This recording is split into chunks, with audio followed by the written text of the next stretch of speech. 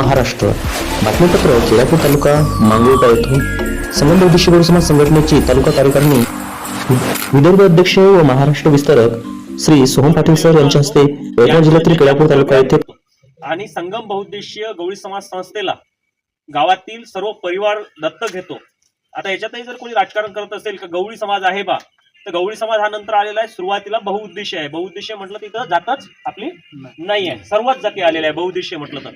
दादानी जे सांगितलं याच्यावरती शासकीय फंडातून लाख रुपये राहू द्या किंवा करोड रुपये राहू द्या, हे गावातला परिवार दत्तक घेतल्याच्या नंतर तो शासकीय फंड आपण ग्रामपंचायतच्या ठरावाच्या माध्यमातून जिथं जिथं अडचण येईल तिथं तिथं तो शासकीय फंड गावाचं डेव्हलपमेंट आणि विकासाकरिता एक आदर्श गाव म्हणून आपल्याला घडवायचं आहे मांगुर्डा।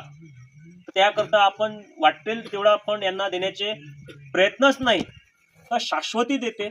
संगम न्यूज नेटवर्क यवतमाळ।